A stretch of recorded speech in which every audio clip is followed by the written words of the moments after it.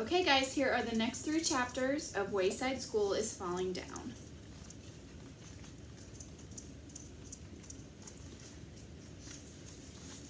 Chapter 19, A Bad Case of the Sillies. Allison started up the stairs 5 minutes before the bell rang for school to start. The stairs were completely empty. Allison liked it that way. When the bell rang, the stairs would be crammed with 1,000 screaming kids scurrying to their rooms, but now it was nice and peaceful. She walked up past the 18th story and towards the 20th. There was no 19th story in Wayside School. Miss Zarves taught the class on the 19th story. There was no Miss Zarves. Allison didn't understand it. If there was no 19th story, then wasn't her class really on the 29th? Suddenly, she heard footsteps charging up behind her. She turned around to see Ron and Dee Dee racing. She leaned against the wall to get out of their way, but Dee Dee stamped on her foot. Then Ron's elbow jammed her in the stomach. "Oomph," she grunted as she fell and rolled down 3 steps. Allison slowly stood up. Fortunately, she wasn't hurt, but her windbreaker was torn. She thought Ron and Dee Dee were silly. They race up the stairs, and then when they get to Mrs. Jewell's room, they're too pooped to learn anything. Allison thought all the kids in Mrs. Jewell's class were silly, even Rondi, and Rondi was her best friend. Then there was Jason, who was always pestering her. That was because Jason hated her, or else he loved her. Allison wasn't sure which. When she got to class, Dee Dee and Ron were sitting with their heads flat on their desks and their tongues hanging out. "You could have said you were sorry," Allison said as she walked past them. She sat up straight in her chair, folded her hands on her desk, and waited as everyone else wandered in. Jason entered the room carrying a glass bowl with a goldfish swimming inside it. "Look what I brought," he said. "What's the name of your goldfish?" asked Mrs. Jewell. "Shark," said Jason. Everyone laughed. Allison rolled her eyes. "It makes him feel important," Jason exclaimed. "Where should I put him?"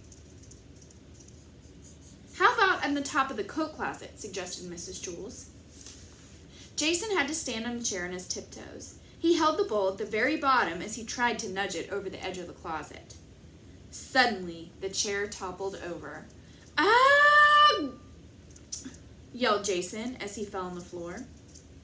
He was holding the bowl upside down above his wet face. Mrs. Jewell hurried to the back of the room. "Quick, somebody fill the bowl with water," she said. "Where's Shark?" Jason made a face. "I swallowed him." The class went crazy. What a show-off, thought Allison. Mrs. Jewell rang her cowbell and told everybody to settle down. "You have a bad case of the sillies this morning," she said. She took roll. "Who's absent?" she asked.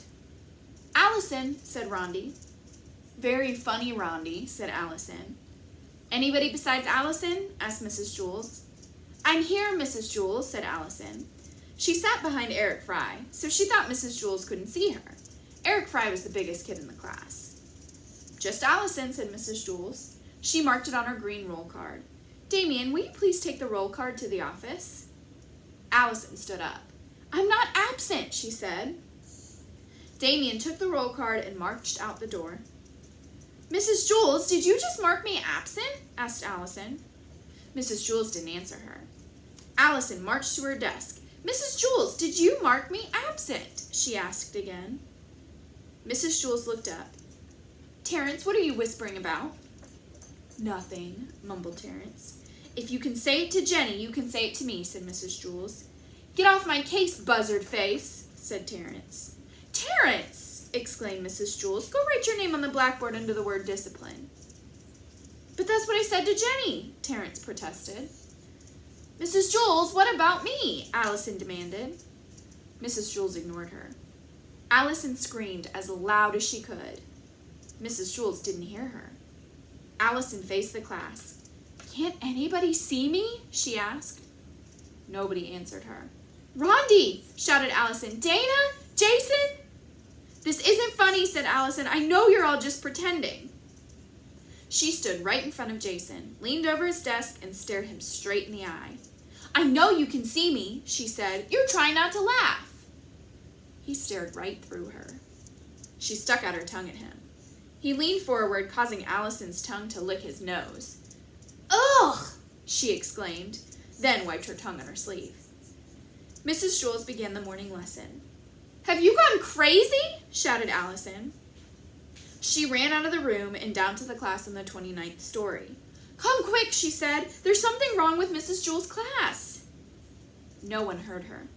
She slammed the door, then continued down the stairs to the class on the 28th floor. No one saw her there either. Tears streamed down her cheeks. "Is the whole school playing a joke on me?" she wondered. "It's not funny," she shouted as loud as she could. She continued down the stairs, screaming anything that came to her head, hoping that someone somewhere would notice her. "Fish for sale, fresh fish, fat fish, get your fresh fat fish." A tall, skinny lady with very short hair stepped out of one of the classrooms. "Shh," she whispered. "This is a school, not a fish market." "You can hear me?" asked Allison. She was so happy she wanted to hug her. "Yes, I can hear you," the woman said sternly. "My whole class can hear you. You're making it impossible for us to get any work done." "I'm sorry," said Allison, "but something's wrong in Mrs. Jules' class." "You'd better come in here," said the teacher. Allison followed the teacher into her classroom. "What's your name?" the teacher asked her. "Allison." "Boys and girls, this is Allison," the teacher announced to her students. "She'll be joining our class."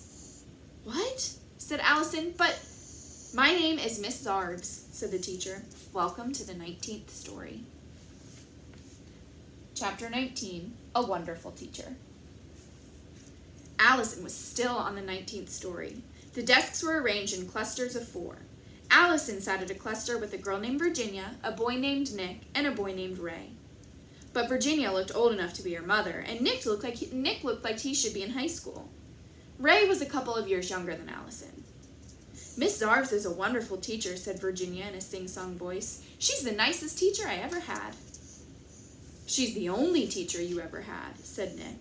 "So, she's still nice," said Virginia. "I've always gotten A's." "Aren't you a little old to be going to school?" Allison asked her. "You're never too old to learn," said Virginia. "No one ever leaves Miss Zarves' class," said Nick. "How long have you been here, Virginia?" Virginia thought a moment. 32 wonderful years. "I've been here 9 years," said Nick. "But she always gives us good grades," said Virginia. "That's true," Nick agreed. "I've gotten all A's since I've been here too." "Me too," said Ray, "and sometimes I answer all the problems wrong on purpose." "Where were you before you came here?" Allison asked him. Ray shook his head. "That's funny. I don't remember." "I don't remember where I came from either," said Virginia. "Well, I do," said Allison. But suddenly she couldn't remember either. Then it came to her. Mrs. Jules' class, and Rodney was in the class, and Jason, and Dana, and Todd. She named every member of the class, including all 3 Erics. She didn't want to forget where she came from. If I forget where I come from, I might never get back, she thought. "Did you say there was a girl named B.B. Gunn?" asked Ray. "Yes," said Allison. "B.B.'s a very good artist." "My last name is Gunn, too," said Ray. "I wonder if we're related."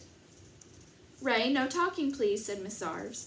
"Now, everyone, please take out a pencil and some paper. I want you to write all the numbers from 0 to 1,000,000 in alphabetical order." "From 0 to 1,000,000? asked Allison. She couldn't believe it. "Don't worry," said Virginia. "If you run out of paper, Miss Zarves has more in the closet." Allison stared at her in horror. "But it will take over 100 years, she said. "So?" asked Virginia. "What's your hurry?" Allison started to work. It was bad enough having to write down all the numbers from 0 to 1,000,000, but she couldn't imagine how she'd ever put them in alphabetical order. 1 came before 2. 3 came after 1, but before 2. 4 came before 1. 5 came before 4. 6 came after 1, but before 3. "Don't worry," said Virginia. "Even if you miss a few, Miss Zarves will still give you an A when you finish." 7 came after 1 and before 6. 8 came first. Allison couldn't think of any number that would come before 8, so she wrote it down. She also knew 0 would come last, if she ever got that far. By then, she'd be older than Virginia. "I'll talk to Louis at recess," she thought. He'll save me. When's recess? She asked. There is no recess, said Ray. We're not allowed out of the classroom. What about if you have to go to the bathroom? What's a bathroom? Asked Virginia. We don't eat either, said Nick. We just work all the time. But we never have homework, Virginia said cheerfully. That's because we never go home, said Nick. We get a 2-minute break every 11 hours. But don't worry, said Virginia. Miss Zarves always gives us good grades. Miss Zarves walked around the room checking everybody's work. Excellent, Ray, she said. Very good, Virginia. You're doing wonderfully, Allison. You get an A for the day. Big deal, thought Allison. She had to figure out some way out of here. It was clear that Virginia, Nick, and Ray were all too far gone to help her. Are there any other new kids in the class? She asked. Ben's new, said Nick. He pointed Ben out to her.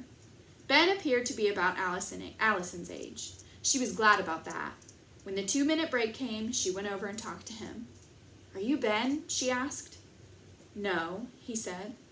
Oh, said Allison, I was looking for Ben. That's me, said the boy. But you just said, my name's Mark Miller, said the boy. But for some reason, everybody calls me Benjamin Nushmut. There's a Mark Miller in my class, exclaimed Allison. I know, that's me. I'm Mark Miller. No, I mean my other class, said Allison. What other class? Allison thought a moment. I don't remember, she said. After putting numbers in alphabetical order for 11 hours, her brain had turned into spaghetti. Time's up, said Miss Zarves. Everyone back to work. Chapter 19, Forever is Never. Allison was still stuck on the 19th story. 14 2-minute breaks had passed. It's dictionary time, said Miss Zarves. Everybody got out a dictionary. Allison found a dictionary in her desk, too. What are we supposed to do with it? She asked. Memorize it, said Nick. But that's impossible, said Allison. No, it's easy, Virginia assured her. You memorize one word at a time until you get a whole page. Then you go on to the next page. How many words have you memorized? Asked Allison. I'm almost finished with the B's, Virginia said proudly, and I've only been doing it for 32 years. Allison opened her dictionary. Mrs. Jewell's class, she suddenly remembered. She sighed with relief. For the last 6 days, she'd been trying to remember where she came from. In her mind, she went through everybody in her former class. She didn't want to forget again. As she thought about each person, tears filled her eyes. She missed them very much. Even Jason. They were all so wonderful in their own special ways. When the 2-minute break came, she talked to Mark again. He was the only person in the class who still seemed to have a brain. How did we get here? She asked. Maybe we're dead, said Mark. Maybe we died and went to, this isn't heaven, said Allison. That wasn't what I was going to say, said Mark. Allison felt a chill run up her spine. I think my power is flickering.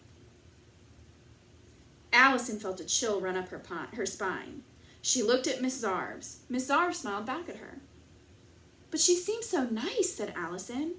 Could someone as nice as her really be the devil? I don't know, said Mark. She always gives good grades. What would happen if we didn't do our work? My power might go out during this video.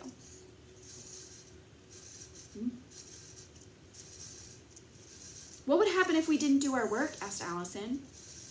We have to do our work, said Mark. Why? Asked Allison. What's Miss Zarves going to do to us? Keep us after school? I don't know, said Mark. Teachers can always find new ways to punish you. They're experts at it. Your 2 minutes are up, boys and girls, announced Miss Zarves. Everyone back to work. Allison returned to her seat. She tried to figure it all out, but she had so much busy work to do, she didn't have time to think. That's her plan, Allison suddenly realized. She shivered as it all came together for her. Miss Zarves assigns us lots of busy work so we don't have time to think. She makes us memorize stupid things so that we don't think about the important things, and then she gives us good grades to keep us happy. Miss Zarves walked around the room. Very good, Virginia, she said. You're doing so well. Excellent, Ray. Good job, Nick. She stopped when she got to Allison. Allison, why aren't you working? Allison looked at her. She knew Mark was right. Teachers are experts at finding ways to punish you. And if Miss Zarves was the devil, Who knew what she might have up her sleeve? Still, Allison had to take a chance. If she wanted to get back to Mrs. Jewell's class, she had to act as if she were in Miss Jewell's class. She took off her shoes and socks, sat on the floor, and sucked her toes. "Allison, what are you doing?" asked Miss Zarves. Allison took her toe out of her mouth. "Get off my case, buzzard face," she said. Miss Zarves was furious. "Return to your desk, young lady," she ordered. Allison returned to her desk, but instead of sitting at it, she climbed on top of it and sang a song. "I got one sock, looking for the other, one sock, looking for its brother, and when I find that sock, I'll tell you what I'll do. I'll put it on my foot and I'll stick it in my shoe." Mark Miller smiled at her and silently clapped his hands. Everybody else looked at her like she was crazy. "Your socks are on the floor next to your shoes," Miss Zarv said coldly. "I'll give you 10 seconds to put them on your feet. 10, 9, 8, 7. Allison climbed down from her desk. She picked up her socks and put them on her ears. "How's this?" she asked. 6, 5, 4. "Albert Einstein didn't wear socks," said Allison. "Why should I?" 3, 2. Allison closed her eyes. 1. She felt something jam down on her foot. Something else jammed into her stomach. "Ugh," she grunted as she fell and rolled down 3 steps. "Are you all right?" asked Dee Dee. "Huh?" said Allison. She was on the stairs somewhere between the 18th and 19th stories. "Sorry," said Ron, "I didn't see you. Dee Dee and I were racing up the stairs, and then you suddenly appeared." "You knocked off her shoes and socks," exclaimed Dee Dee. "Oh, I ripped your windbreaker too," said Ron. "I'm sorry." "That's okay," said Allison. She picked up her shoes and socks. "Race you up the stairs." All 3 ran up to Mrs. Jewell's room. When they got there, they were so pooped they sat with their heads flat on their desks and their tongues hanging out. "Hi, Allison," said Rondi. Allison raised her head. "Hi, Rondi," she said happily. "What did I miss while I was absent?" "When you were absent?" asked Rondi. "Hey, how come you're not wearing your shoes and socks?" Allison hung her socks from her ears. "What do you think?" she asked. "It's the new look." Rondi laughed. "Allison," said Mrs. Jewell, "you seem to have a bad case of the sillies this morning." Allison giggled. Jason entered the room carrying a glass bowl with a goldfish swimming inside it. "Look what I brought," he said. "What's the name of your goldfish?" asked Mrs. Jewell. "Shark," said Jason. Everyone laughed. "It makes him feel important," Jason explained. "Where should I put him?" "How about on top of the coat closet?" suggested Mrs. Jewell. Jason had to stand on a chair on his tiptoes. He held the bowl at the very bottom as he tried to nudge it over the edge of the closet. Allison turned around to watch. She did not want to miss this.